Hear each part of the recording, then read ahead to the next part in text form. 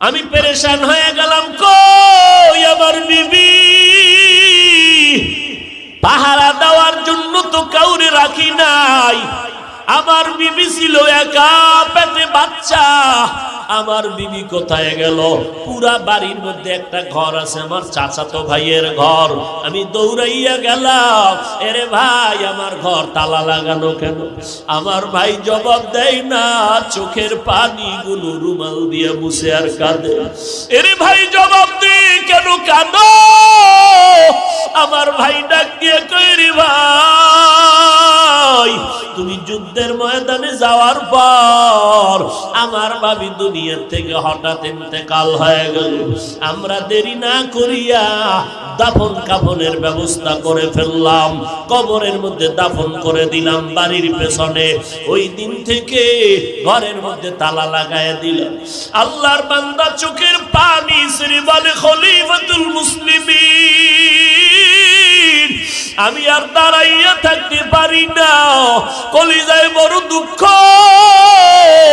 আমার স্ত্রী মরিয়া গেল, বিদায় নিতে পারলো না।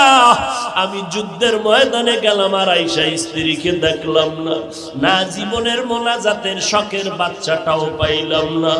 আমার বাইরে বললাম, চল কবরের কিনারায় চল।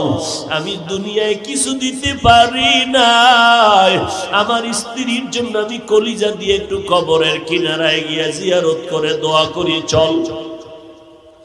আমার চাচতো ভাইটার হাতে ধরে যখন আমি কবরের দিকে রওনা, বাড়ির পেছন দিকে যখন নজর দিলাম সন্ধ্যাবেলা, নজর করে দেখি অন্ধকার, ওই কবরের পুরা এলাকা আলোতে ঝলমল করতেছে, দিনের মতো আলো।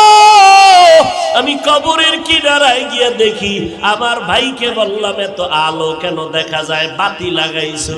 কয় না রে ভাই, কোনো বাতি লাগাই নাই। যেদিন আমরা দাফন করিয়া বিদায় হয়ে গেলাম, ওই দিন থেকে দেখতেছি রাতের বেলা সন্ধ্যা হলে একটা বাতি দেখা যায়, পুরা কবরের অঞ্চল আলো হয়ে যায়। ও খলিফাতুল মুসলিমিন, আমি কবরের কিনারায় গিয়া দাঁড়ায় কাঁদতেছি। এখন চিন্তা করি, এই আলোটা কবরের মধ্যখান থেকে একটা বাতি আসমান বরাবর সোজা আলো দিতেছে, আর ওই আলোতে পুরা এলাকাটা আলোকিত হয়ে গেল। আমি আমার ভাইকে বললাম, ও ভাই যা ঘর থেকে কোনো হাতিয়ার নিয়ে আয়, আমি কবরটা খনন করে দেখবো এটা কিসের আলো বের হয়।